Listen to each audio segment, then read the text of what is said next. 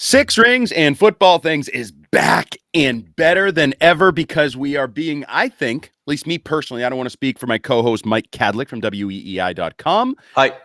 I think I am being reinvigorated as we get into single-digit days between now and the 2024 NFL Draft. This has been a marathon. See what I did there? Marathon Monday just in the rearview mirror. But now it feels like there's a little uptick. We're going to talk about some last late minute visits or whatever you want to call them for the Patriots. We have some major mock drafts that are starting to come out from ESPN and NFL.com and some insiders, guys that are tied in. The board may be solidifying ahead of the Patriots if you believe the Schefters of the world. Yep. And then you have the Patriots where the draft starts at number 3, potentially with all the rumors and red herrings and smoke screens and all of that. So to get underway here, Six Rings and Football Things this week. And no Fitzy, no problem. Fitzy in FLA, vacay, enjoying some sun. Although laughs on him was 70-something degrees here in Boston. We didn't need to go to Florida. That's what I was just going to say is you talk about being invigorated, right, with draft season. Because it's been a marathon and it's been, you think the third pick is exciting, which it obviously is, but there's only so many situations. There's only so many scenarios. There's only so many mock drafts. It's Drake May. It's Jaden Daniels. It kind of gets boring. But now the weather's right. It's nice outside. I was just saying, I feel like, it's a better day to sit and work and talk about football. And maybe it is because it's single digits. Maybe it is because, like you said, the draft is right in our purview. But I'm excited now. The slow build is finally coming into the start of draft season. So I'm happy now.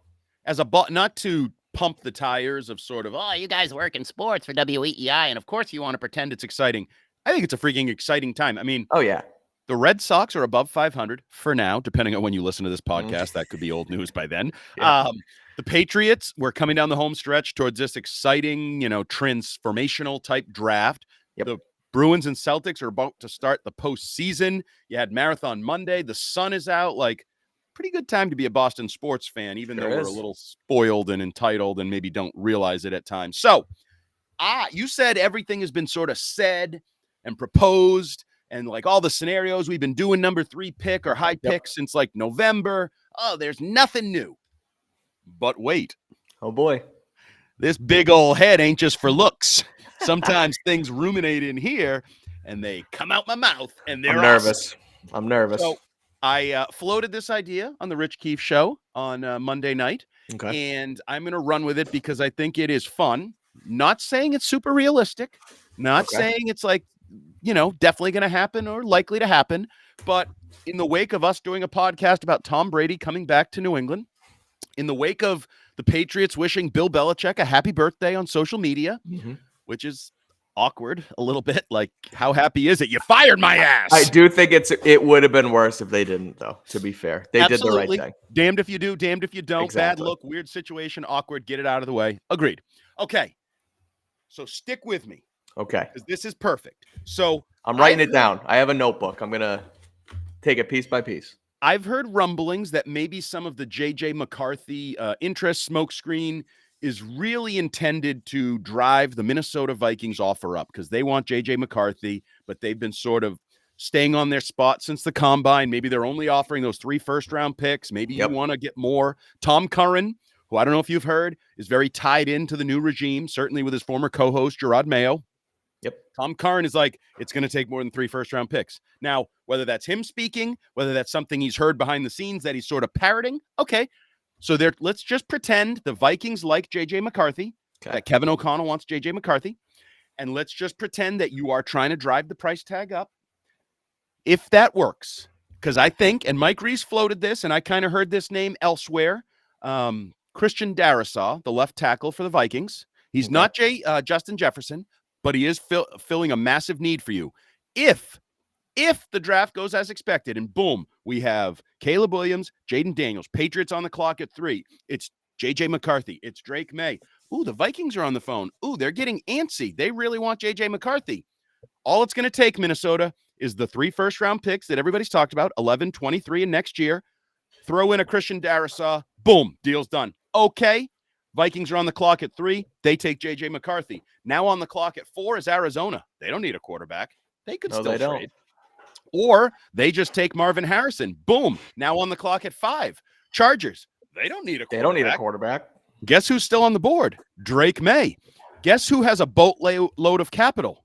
Elliott Wolf, the Wolf Pack. You trade back up to either 4 or 5, even if it takes all 3 first-round picks. You can trade 11, 23, and next year's 1 to get back up to take Drake May at 4 or 5, and you have Christian Darrisaw, a stud left tackle to protect him, and you still have all your assets. You still have 34 to go get A.D. Mitchell to trade up from there to do what you need to do, but you've checked off elite left tackle and franchise QB, boom, in the top of the first round. What you think, man? Sold. Let's roll. I love it. That's easy. And like you said too, like it's you hit on the franchise QB, you hit on the left tackle. Now you still have 34 to get the receiver. Now you can trade 34 to go get a receiver if you want. You can stick and pick. You don't have to worry about hitting the right now. We're worried about hitting quarterback, wide receiver, tackle with the first 2 picks, and then one is the odd man out. Now you don't have to do that. You still get your guy Drake May too. You're not trading back and settling. You're trading back and getting the guy you wanted all along at number 3. So the truly perfect one, if you want me to take it to the next level of perfection, is you don't actually give up the 23rd pick in the trade back up. You give up 11, next year's 1, and some other stuff, whether it's like, a 2 next year, whatever, but you keep 23 because then you can get A.D. Mitchell at 23. And now I still have 34, and I've already checked off tackle, QB, and wide receiver. Before I get to 34, I can take a corner, sneaky need. You might have heard on the 6 Rings podcast. Oh my God. Could it be more perfect? Well, and like when you texted me this morning, our rundown for the show saying like, I have this dream draft scenario. I'm like, all right, here we go. This is going to be some nonsense. And then you texted me, you're like, but did you hear it? Like you're excited about this, obviously. Yes. And I was kind of like, and we were waiting for the reaction live on the show. And I'm like, it's going to be something stupid. It's going to be nonsense. Not stupid, but it's going to be unrealistic. I guess unrealistic is the better word. So is this realistic? Yes. That was what I was getting at. Is this could actually happen. This is feasible. This isn't just something you made up in your head. These are, using the Vikings' interest, using the JJ McCarthy smoke, using the fact that Mike Reese has reported about the bag and Christian Darrisaw is in need. Like it all makes sense. And yes, Minnesota would then kind of be screwing their franchise quarterback out of a left tackle, but they still have Justin Jefferson, Jordan Addison. They can still get a left tackle elsewhere. Like it's kind of the best of both worlds. And then you talk about Minnesota at 4 and the Chargers at 5. You can either trade with them, but they also don't need a quarterback. So like you can win those bidding wars at 4 and 5 with the other teams that are going to want to move up because you have this capital from the Vikings trade. So it's very, very realistic. And if Elliott Wolf and Alonzo Highsmith and Gerard Mayo in this front office want to wheel and deal, they have everything they have the resources they need to do so. So I love it. You look at Monty Austin-Fort in Arizona too. That guy loves to wheel and deal. So he's gonna, and you're not gonna get a hometown discount with him, but he's gonna pick up the phone and at least hear your conversation instead of boom clicking you like some other GMs would. So I like it. I think it's actually feasible. It's something that I could see happening. And I've sort of gone through to my head, like how feasible, like different, like back and forths that could occur. And even I think there's a way, maybe now this isn't the ideal, perfect version, but maybe there's a way that you send 34 back to Minnesota as you start to balance it back and out, because they say, well, I need to replace Darrisaw. Yeah, I want my quarterback, but I also need to have a tackle. And you could get a tackle at 34, probably not as good as Darrisaw, but maybe that's a way to bridge the gap. If the gap exists, they get 34 in some way. And then so 11-23 Darrisaw for 3. Oh, 11-23, 2025 first and Darrisaw for 1 or 3 and 34.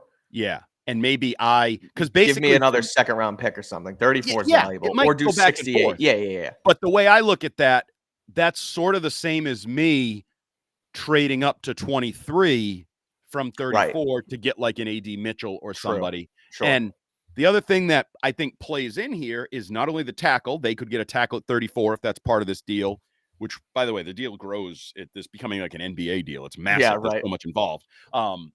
But also the teams that are moving down, like they there's receivers that are going to be available potentially, right? Right. Like, even if you pass on a guy, you may still get the same guy, or at least, I mean, we have, You're talking about like at 4 and 5, right? Like if Arizona and yeah, if they like if move those down guys, from yeah, there, to there's still 11, right? receivers in the board in the bottom Bingo. part of the top 10 Yep. that are going to be potentially really good franchise type receivers. So, yeah, And this those guys are going to fall because obviously, but like we're moving up. We're not moving up for the receiver. We're moving up for the quarterback. So right. like you can still then move up from 11 if you really want to, and still go get your Marvin Harrison. Like Marvin Harrison's going to be like the 10th pick of the draft at this point. And honestly, in this scenario, like Right. this And is he's how it and he's goes. good, whatever. Like, Right. hell, maybe even save yourself a little money over the long run of that Right. 5-year rookie contract. True. So, yeah, this when this sort of came into my head yesterday, and then I unveiled it on the Rich Keefe show, and there were a lot of Twitch comments that were like, "Can you explain that again? I'm getting a little confused at what we're doing."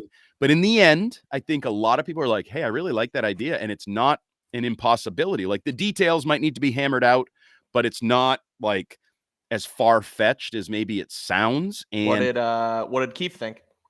he liked it. He was Okay. mildly He probably dismissive. wants to take Bo Nix at 11 though. Well, yeah, freaking Bo Nix. He blows.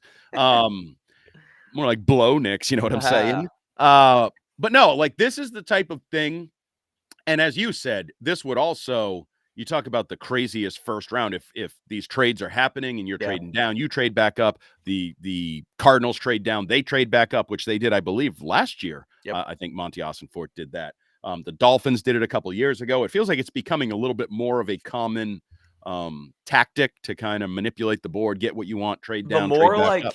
The more, and I'm not saying this is a new thing because people have sort of known who general managers are in the past, but the more like the GM becomes more important and sort of it's like the front office and the coaching staff are sort of separate, even though they work together now. I feel like that's more of a thing. And like you see these, I mean, the video of Austin Ford last year moving down from 2 or moving down from 3 and then moving back up. It's like he's wheeling and dealing, and it's like this is my team and I'm making it how I want. And not that the coach isn't involved, but it's like I feel like they're more apt to do that. And when everybody else across the league is also willing to, then it makes it more fun and not fun, but it's easier, I guess, to make these types of deals. So yeah, I could. Long story short, I could see this happening with if Elliott Wolf wants to get in the mix and get in the fray with these guys, then he definitely has the resources to do so. Okay, so now that's my dream scenario in some permutation of it, form or fashion, where you end up with Darisaw, May, and something else, and kind of sitting pretty for this year, for next year, maybe fast tracking the rebuild with or without Tom Brady as your bridge quarterback, which I don't know how likely that is. But we've had a couple mock drafts, I would say, from significant contributors. Definitely. I'm going to talk about one today and then one from a day or two ago. So today's Peter Schrager from Good Morning Football, NFL Network, prides Fox himself, Sports, kind of. He's kind of Fox everywhere. Sports, prides himself really on being tied in, and I think doing sort of a Will McDonough-esque old school mock draft where he's talking to a lot of people and really trying to not predict anything more so than like what's he hearing, kind of piece together a mosaic of the pre-draft. Incredibly plugged in. I saw. I don't really get it. How and why? I don't know, but I saw Giardi tweet it this morning, and then Fourier was like, "Is he though?" And I didn't respond, but like he was like at Sean McVay's wedding, and like he's like he knows what's going on. He is friendly with many people across the NFL, and he doesn't. Not that he doesn't tout it because he does, but like I feel like he could break news left and right, and he's very careful in what he does because he has these strong relationships. So I trust a lot of what he has to say. Okay, so I am going to term his mock draft from a Patriots perspective. Describe it the same way I used in our Six Rings and Football Things prospect podcast about tight ends for Brock Bowers. Boringly productive. I will call Peter Schrager's draft from a Patriots perspective boringly productive because, quite simply, he goes with what I think is now accepted chalk, and that is Caleb Williams to the Bears, Jaden Daniels to the Commanders. Adam Schefter told Commanders fans they can buy their jerseys. He's either going to have a lot of really, really, really gross egg on his face, or he's pretty sure that Jaden Daniels is going 2. That means on the clock at 3 is Drake May. And I'm going to read you what Peter Schrager writes in his little description of the Patriots taking Drake May. And I would be cheering, by the way. It's not the ideal perfect trade scenario where I get Drake May, Darisaw, and extra picks. Right. But it's Drake May. And as you know, hashtag take Drake. despite lots of smoke that New England could trade down, I believe this new Patriots regime will be comfortable with either Jaden Daniels or May, which is what I've been saying forever. There's 3 franchise quarterbacks in this draft. Yodel man on Twitter, you moron. Yes, you can take a quarterback at 3. Yes, there can be 3 franchise quarterbacks. There was 5 of them a couple years ago. It can happen. I even saw Greg Bedard shooting this down. Oh, there's not going to be 5 franchise QBs in a draft. There was a couple years ago. It happens. Like, it's just new age reality. These dated history-based takes are starting to piss me off, quite frankly. Look at the here and now. We did a whole podcast on it. Don't look at history. Look at the prospects. Look at the potential. Look at reality. Anyway, Pat's brass took May out for steaks the night before his Foxborough visit earlier this month, and those guys loved the Charlotte native. Yes, loved the Charlotte native. They said, they also loved their top 30 visit with Daniels. I think they're fine with whichever one falls to them. New England also wined and dined QB J.J. McCarthy on Monday night, but I still see this selection being Daniels or May. I agree. I'm okay with both. You know how I've felt. I'm going to be disappointed if May goes to Washington and then they take Jaden Daniels, but not as disappointed as I would be if they took J.J. McCarthy with May on the board. That will be FCC violations by our radio station on the draft night coverage, because I will not be a happy camper.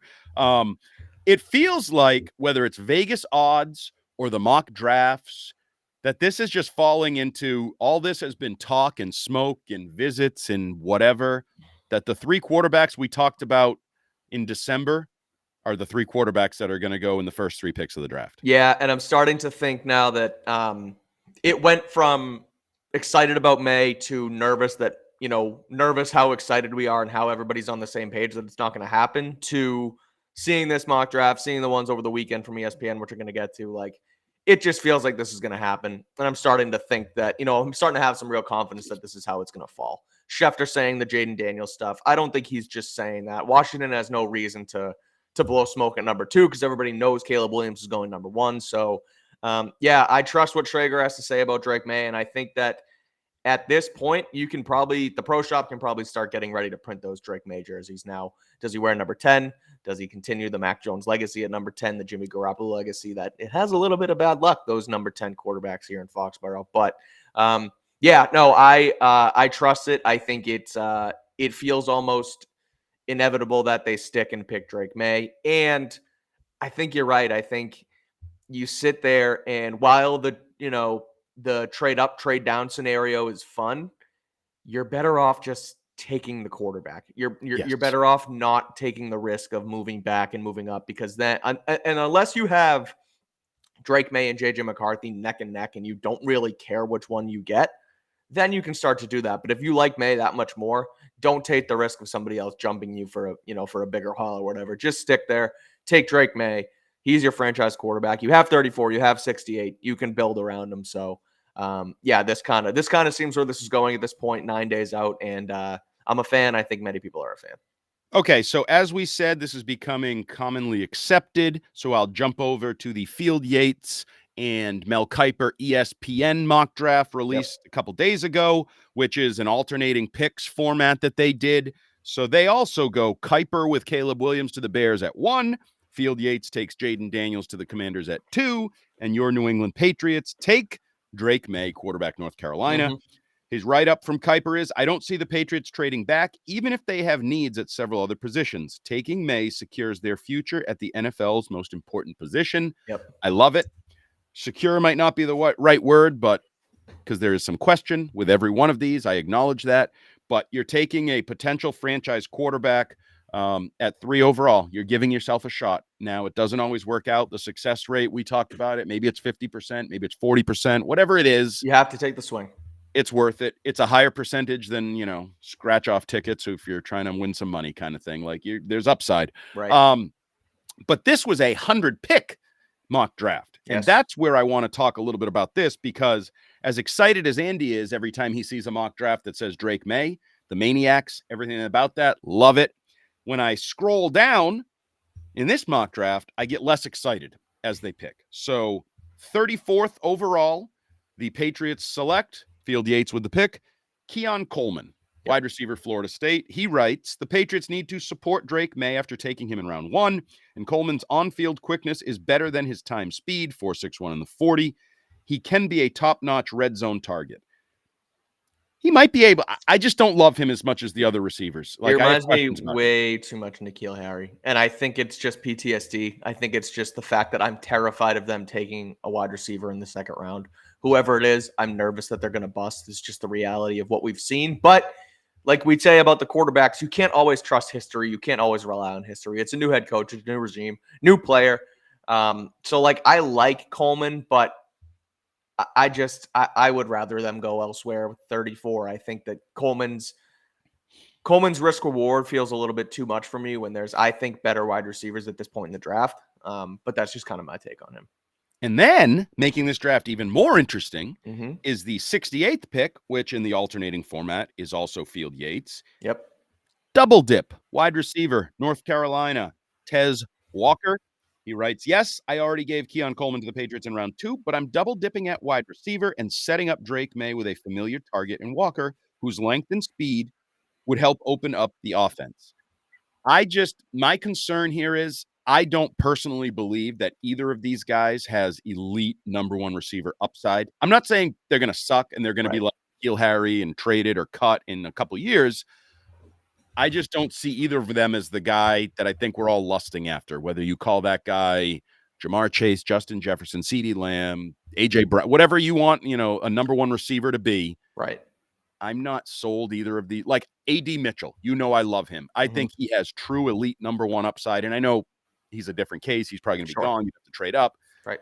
Both of these guys, to me, they don't really get me excited. I'm not going to lie. So I like the Tez Walker pick at 68 better than Coleman at 34 because it's a less premier pick, obviously, and there's the connection from UNC. Like these two played together last year. They dominated when Walker finally got on the field after his whole eligibility situation when he transferred over. So like I like the idea of bringing him because of the familiarity. You look at obviously Joe Burrow and Jamar Chase played together at LSU. They translate great to the NFL, and this is a different situation. Tez Walker's not Jamar Chase, but I still like having, the guy that you've played with in the past. But yeah, like I like the idea of double dipping. I like the idea of loading up at wide receiver. I just don't love the idea of doing it with Coleman and Walker because I'm with you. I'm on the same page where I just don't see the upside of them as a like security blanket binky for your rookie quarterback that, shit hits the fan and you could throw it up to him. And he's going to come down with it. Like, yeah, I guess in theory that's Coleman and Walker's game, but they did that in college. Sometimes I get wary about those two translating to the NFL. Okay, as we wrap up the first leg here on Six Rings and Football Things, brought to you by FanDuel, make every moment more. We're excited about would-be trade possibilities. I'm still not buying the hype on J.J. McCarthy. I still don't believe the Patriots are actually considering taking him at number 3. I think it's a smokescreen, a trade game, something involving that. And you have mock drafts that are falling in line nicely with the, I'd like to say Six Rings way of thinking, but I feel like everybody, I go over to Patriots.com, I go to the Herald, the Globe, like pretty much everybody has landed on Drake May is the guy they want. Drake May is the right guy for this team now to take that shot at a franchise QB. So all the mock drafts are falling in line nicely with that. As we transition into the second leg here on Six Rings on Football Things, a sunny, beautiful Patriot Day after week podcast, whatever the hell you want to call it, Marathon Monday. It's all good. We're going to do a little Pat's Paris / just sort of lots of smoke flying around. Start with J.J. McCarthy. He was in town for his visit. Okay, great. You're doing your due diligence. You should. If he falls, if you trade, maybe you take J.J. McCarthy with a pick at 23. If you have a trade down scenario, if the board falls a certain way. I don't think that's going to happen. Pretty much every mock draft has him still going in the top 5 picks, trades at 6, whatever. Right. So he's in town. And then, interestingly, for somebody like you who has been interested in the lack of interest from the Patriots in Michael Penix Jr., Michael Penix in town for dinner, whining, dining, 30-man visit. So very interesting. What do you make of that? Due diligence? Is it late interest? Was it like rope-a-doping? Maybe that's the guy they want and they're really going to screw us all and do some crazy thing and take Penix at 34? Like, what do you make here? I mean, I've been under the impression over the course of this draft season that the Patriots had no interest in Michael Penix Jr. They didn't see it. They didn't like him as a prospect. They barely sent anyone to his pro day. The only one they sent was Cameron Williams because I believe it was on the same day as like Drake May or Jaden Daniels, one of those two. So they had their full contingent at the other place, and they had one guy watching Michael Penix, and they didn't even meet with him at the combine. They basically looked at him and said, "Yeah, we're good." But then he has the good throwing session, and then he has the good pro day where he runs pretty fast, and he has another good throwing session when he's out in Washington. And then it's almost, I think it is exactly what you said, due diligence. I think it's, okay, let's not leave any stone unturned in case we get to pick 34 and we haven't hit our quarterback yet, and this guy's still staring us in the face. Or it's the back end of the first round, and we have some capital to trade up, and we still, we traded out and we traded down and we picked up stuff. Let's just take a shot at Michael Penix Jr. because this is where we have him graded. So is it smoke? Like, I don't know. I know that their wide receivers coach, whose name is slipping, Tyler Hughes, worked with Washington last year. So he has some intel on Penix. He's obviously worked with those receivers as well. So I'm sure they're leaning on him to kind of, guide their thinking on Penix as a prospect. So I wonder why the late push. Like, I wonder why they were the only thing it tells me is maybe they were trying to keep it under wraps. But everything I've been told and everything I understand is that they're not really high on Penix. So at this point, it probably just feels like due diligence. Yeah, I think it's due diligence. I think it's smart because I don't think he's a likely pick for them anywhere. Mm-hmm. But so you save your 30 visits for whatever. As you come down the home stretch, there's an injury, something you want to clarify, right, whatever, somebody you want to bring in late this, late that. And then you're like, well, we're fine. We've gotten all the information we need. We have visits left. Bring in Penix in case we get that bag of a deal and suddenly we trade down and we still want to take a quarterback late in the first, early in the second. Maybe he's the guy, whatever. So I think it's kind of, we get all excited because it's a quarterback and it's like sexy. But to me, it's just doing your work, doing your preparation, making sure you're ready for every scenario and any spot you may be picking, any quarterback you may need to consider. I just funny too. You say it becomes like, ooh, quarterback, like, it's this big visit, like, and everyone adds like they're at dinner right now, and then they're sleeping over, and it's like that's everybody. Like they take these guys out to dinner, they have conversations with everybody, but when it's the quarterback, you really dress it up into something more than it really is. Side note, before we move on to an interesting wide receivers discussion, developments in the wide receiver market and availability and holdouts and contracts and all that whole world that we don't know anything about because we don't have a good young receiver to worry about at this point. Yep. You bring up the dinners, the whining, the dining. There's two ways to spell whining and dining. And wine, is alcohol. Would you order alcohol on your dinners? Not first. Like if oh, man. Like, okay, if we're sitting there and I'm not going to be, and they look at me for drink orders and I'm first, I'll just get a water. I'm good with a water. Thanks. And then if it goes to Elliot Wolf and Gerard Mayo and they get, a beer or a glass of wine or whatever, then I'm like, all right, you know what? Yeah, I will do a glass of wine or I will do this and that. Yeah, now you look like a follower, a pussy, indecisive. I hate it. You know what I'm saying? Miller Lite. But then you just kind of look like a responsible adult who likes to have a beer with his dinner. That's what I look like. But Danny. Johnny Man, you don't like it. We're not the right combo. Kind of feels like a Johnny Manziel thing, where it's like, no, I'll do. Also, get 3 shots of Tito's on the rocks. Yeah, just Tito's on the rocks for myself. Right, like Miller Lite. A responsible adult, a young athlete can drink a Miller Lite with dinner if he wants it. I just wonder what that puts off. Like JJ McCarthy probably ordered a protein shake. Yeah, because he's a hardo douche. Exactly. And I don't care what he orders. Like. Thanks. Do you actually think you would order a beer? Or are you just saying that to be like jumbo hard? Also, like tough guy.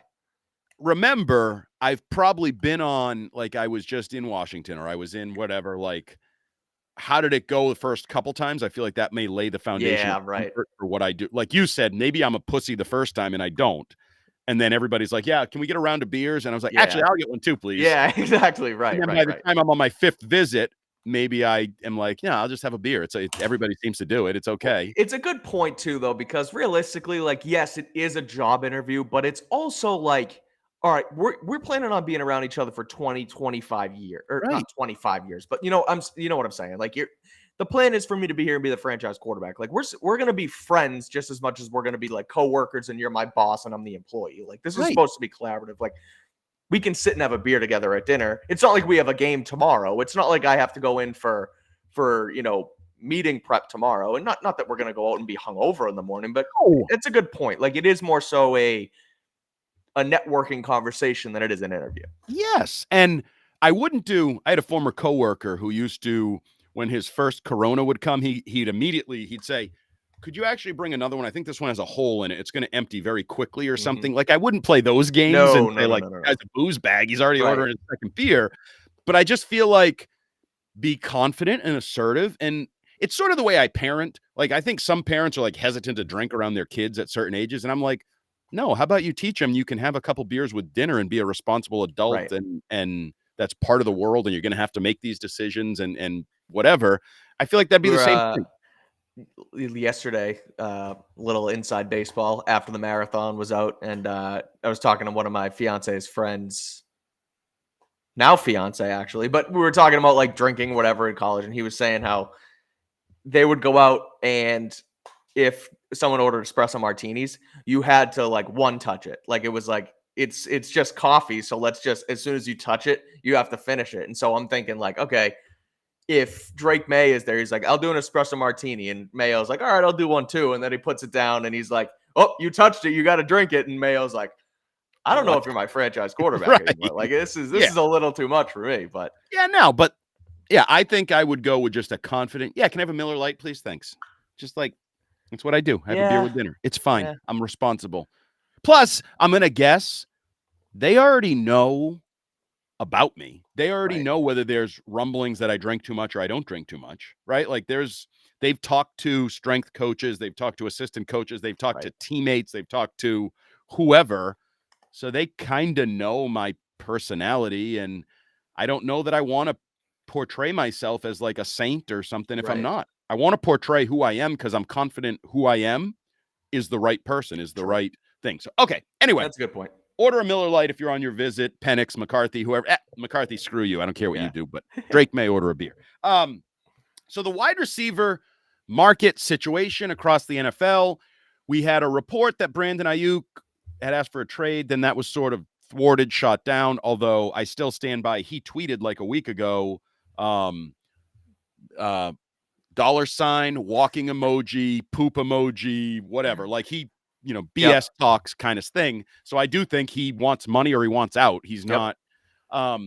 You have Devontae Smith, who we had on the horizon of next year's potential free agents, sign a 3-year extension, $75 million, I think $50-something million guaranteed, setting that market a little bit. That will also include Jalen Waddle and others. You have Justin Jefferson and CeeDee Lamb staying away from their offseason programs, whether you want to call those holdouts or just letting the team know they're not overly Cortland happy. Sutton, too. Denver's Cortland Sutton also did not show up due to after they traded Jerry Jeudy, and then Jerry Jeudy got that big contract. So there's sort of a lot going on with the wide receiver market if the Patriots are interested. And by the way, that's also part of my segment 1, if you missed it, dream trade scenario. If you end up with extra capital, let's just say, I don't know, a first-round pick next year from the Vikings, you could swap that for Brandon Ayuk if you wanted to. And in my scenario, I now have Christian Darrisaw, Drake May, and Brandon Ayuk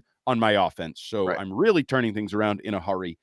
Where do you sit on all this wide receiver market shakedown? A.J. Brown is also still I don't even know what situation he is in. Like, I think people think he wants more money, but he got paid already. Like, he kind of got his. His teammate just got paid, and I don't know. My take on the receiver stuff is the same it's been for like literally the last 3 years, and it's that you need a wide receiver to pair with your young quarterback, and it works, and it helps, and it has become the second most important position in football behind quarterback because of the way that offenses have turned into not so much air raid, but passing games, pass first, run second type stuff in the league. And it's come up through high school, college, and the pros. And it has become an incredibly important position. And you can't get by with mediocrity in the room. And the Patriots have tried to do that really for the last 20, 25 years, unless you look at a guy like Randy Moss. But I mean, even Julian Edelman was, that wasn't a big swing. Wes Welker wasn't a big swing. It worked and you developed those guys. But the last 3 or 4 years with Mac Jones and Cam Newton, they've tried to make a room full of 2s and 3s into something that it's just not. And so when I look at what the Bengals did with Joe Burrow and what the Bills did with Josh Allen and Houston now does with CJ Stroud, and the list goes on, Tua with Tyreek Hill, you need to go get that guy for your quarterback, and it's not going to be through free agency. And it's not going to be, it's going to be through the draft, but it's not going to be through free agency. You have to either trade for this guy from the team that is unhappy with him or doesn't want to pay him the contract or whatever, or you have to draft him and you have to sign him to an extension early, like Philly did with Devontae Smith. So long story short is there's all these guys on the market, CeeDee Lamb, or not really CeeDee Lamb on the market, but guys who are unhappy. You got to make the call. You got to go try and do it. You're not doing Drake May or Jaden Daniels. You're not doing right by them if you don't at least try and bring in a number one wide receiver for them to develop alongside. And you have the money, you have the cap space. Like it's not a situation where, you got to kind of squeeze them under the wind or squeeze them under the budget, if you will. Like you can make this happen. You can make this work. And you've seen it in the NFL that it works for these guys and it helps them become better players. So long story short, you got to make the call on just about every guy and see if you can bring him back in here. And we've seen history show us in recent years with A.J. Brown and Steph Diggs that these are draft-related decisions where teams might be looking to do the trade and then use the pick. And I think that's what the Bills, for example, tried to, we're moving on and we're going to be ready to draft a wide receiver, which, by the way, in addition to my dream trade scenario, is what I would deem a nightmare draft scenario from Peter Schrager. The Bills get A.D. Mitchell with the 28th pick in the first round. I think that is a disastrous addition to the Bills roster from a Patriots and AFC East perspective. Yep. But just because you're not sure, is CeeDee Lamb available? I don't know. Well, they have contract issues with Dak. It's a deep wide receiver draft. They may be ready to say, we don't want to do this. We don't want to trade a receiver who's probably top 5 right now in the NFL, really exploded.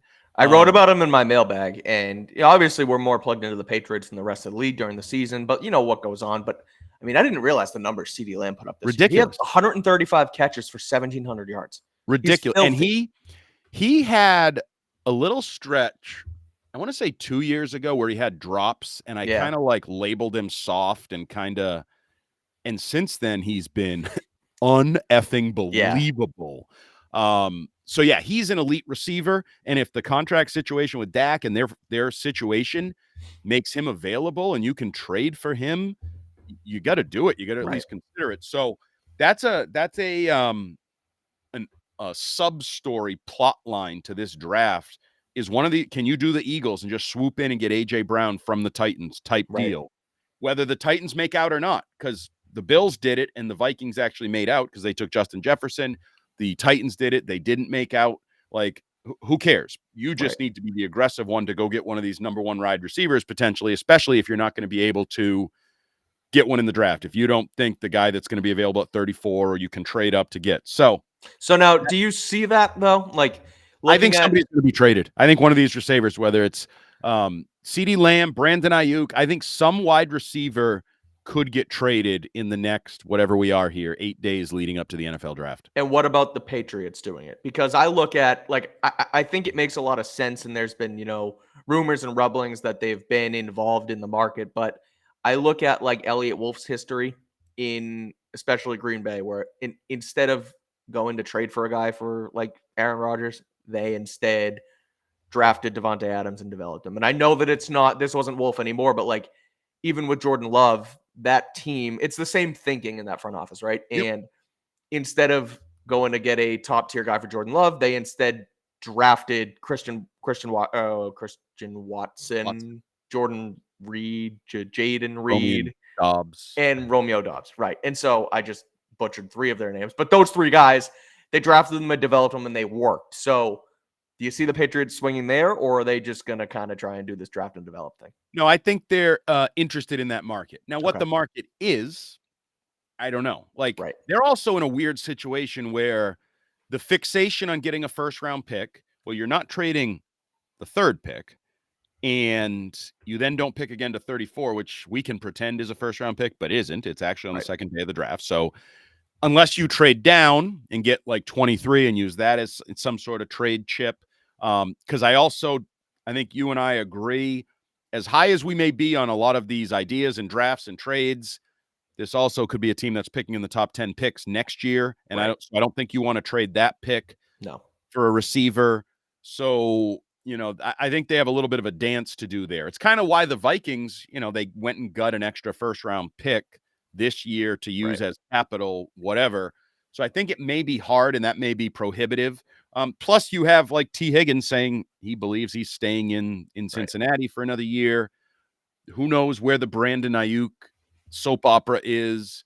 So, like, it's so funny though. I look at these guys and it's like, why the F would you trade these guys? And I know it's money and I know it's accounting and you have to make it work, but like CeeDee Lamb, just freaking pay the guy. He's nasty. Like, sometimes it's that simple. And I feel like teams overthink it. It's like, well, we can't do it. Let's just trade him for a haul. And it's like, then he goes elsewhere and is nasty there too. So, right. But, and there's been so much fluidity, I feel like, in the wide receiver market in recent years with guys like, okay, Diggs works. Oh, but the guy they replaced Diggs works, and he's actually better than Diggs for them.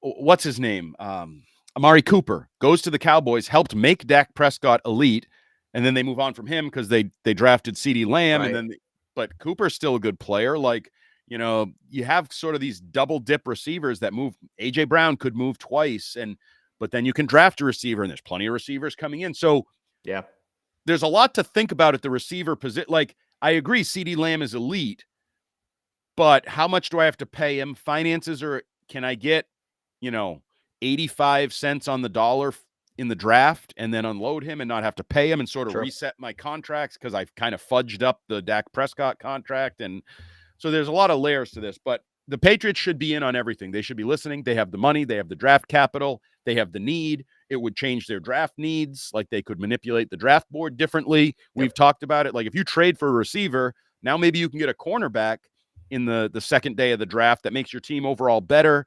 Right. Like, so there's a lot of layers to this. Okay. Speaking of Patriots receivers, here's where we're really in the Pat's Paris section where we just throw things out there. Kind of like a guy throwing his dong out there on the internet. What the hell was Juju Smith-Schuster doing? And if you haven't heard, Juju was on Snapchat in the passenger seat of a vehicle with one phone in his hand, and then I don't know if the other phone has got the other hand is a second phone. He's got mesh shorts on and his dong's hanging out. And the girl next to him seems to have no interest, care, knowledge. She's just, her hand is on her Stanley, her coordinated Stanley that matches her outfit, which is all the rage these days.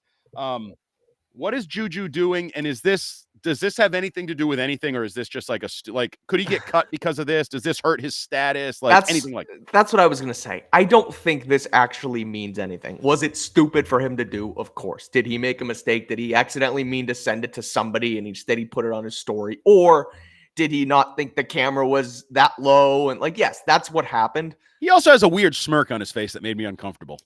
Yeah, I agree. But regardless, I think as soon as this came out on social media, everyone was like, oh, perfect. They can cut him now. It's conduct detrimental to the team, and this voids his contract.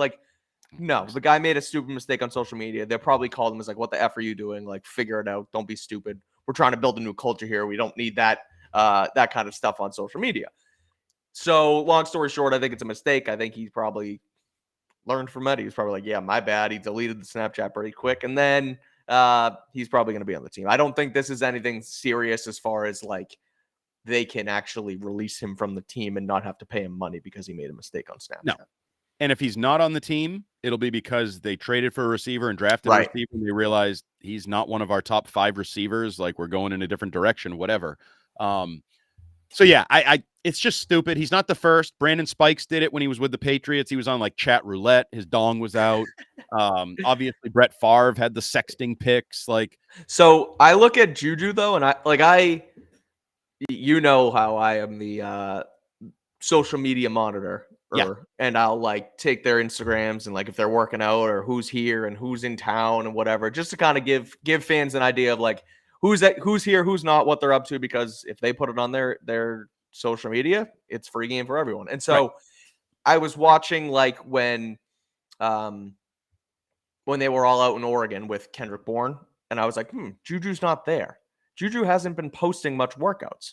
He's in Spain and he's at Balenciaga like Yep. fashion shows. And Juju's Juju, right? He's a little different, and I don't mean that in a bad connotation. I just mean, he does, he's into fashion and things like that. And so I keep seeing this and I'm like, man, is he just not working out? Is he not doing anything? Does he care?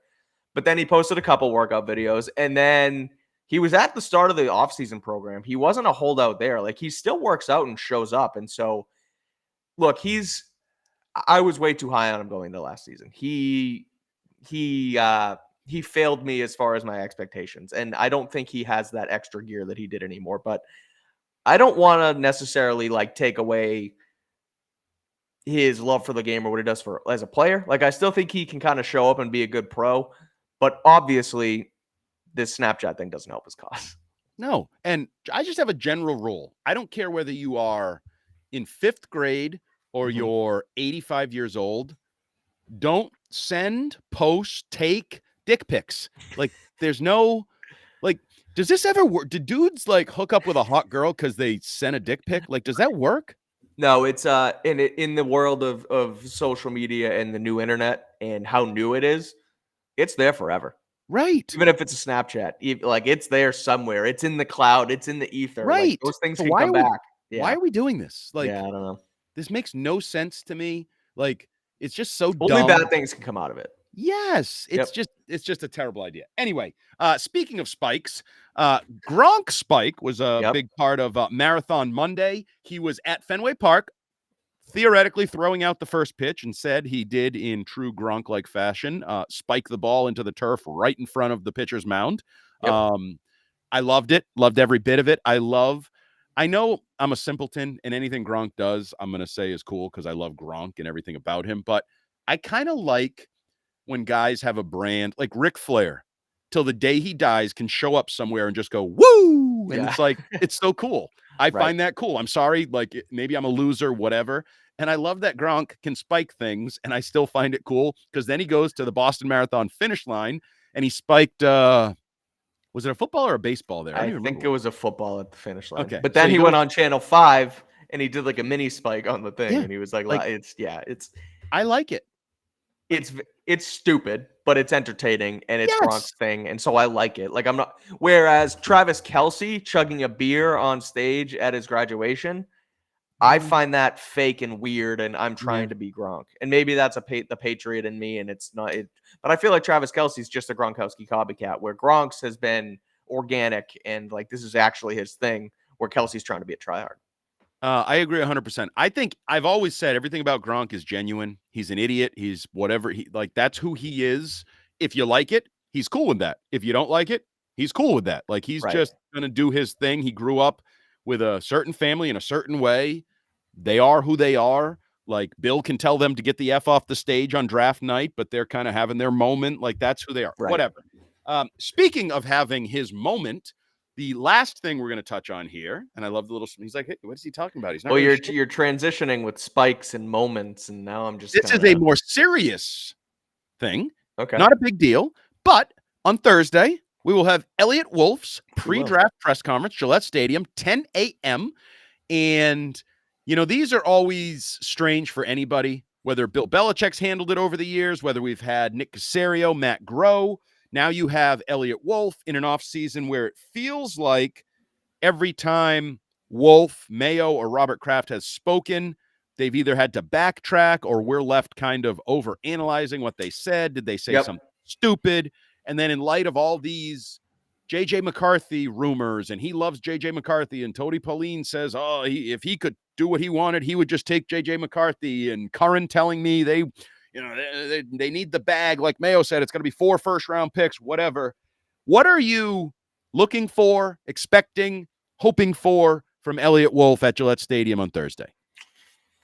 Man, it's tough because they've been, or at least they've portrayed, like, I guess, brutal honesty with us since the start, where like they're just going to leave it all out there, and whether it's on the record, off the record, like, and I don't think they're, I don't know, they're not trying to blow smoke and be this smokescreen team. At least that's what they portrayed to us. But Or are they? that's the thing, and it's like, so I don't think I don't think he's gonna like necessarily hide from anything. I think it's gonna be more so like just cookie cutter GM talk. Like, yeah, we like this guy and we'll see, and we have a few days to figure out our draft board, and we're not sold on it. So what do I expect? Like, I expect some things to be more brutally honest than it was with Bill, whereas like he'll tell us like, yeah, we like this about JJ McCarthy, we like this about Drake May, and we'll see, and we're going to keep our options open, trading up, trading down. So it's going to be by the book, but it's still going to give us, again, more beat stuff to write about than it was with Bill Belichick, because that's just how they've been so far. But I'm not expecting anything really earth-shattering or groundbreaking from it either. It's just going to be a little bit more insight than what we've seen from Bill over the years. Yeah, I agree. I would go back to his combine press conference. Mm-hmm. My guess is it'll be similar to that, where he said a lot. We fixated on one word, weaponize, was pretty much what we took out of there. And he had the one answer about Gerard's comments, burning cash. Remember when he said, and we could spend or we could save. Or save, yeah. I think he's going to do more stuff like that, where it's going to be like, he'll state the obvious. He'll say things like, obviously, there's really talented quarterbacks that are available in this draft near the top.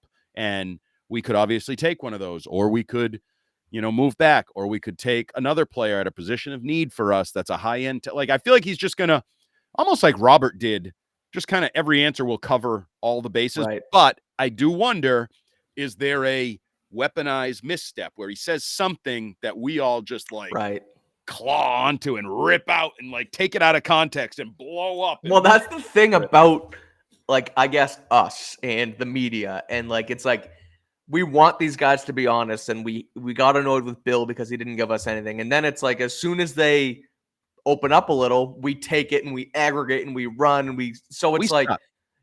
yeah, and then it's like, why are these guys going to keep doing this and giving us stuff if we're just going to use it against them? And so it's almost like we got to be more careful about what they say and don't just jump down their throat as soon as they accidentally leak something a little small that probably in the end means nothing. Yeah, we're gonna over magnify, over analyze certain words, certain phrases, certain things. Now, I also think of the three, Mayo, Kraft, and Wolf has probably done the best job so far in talking.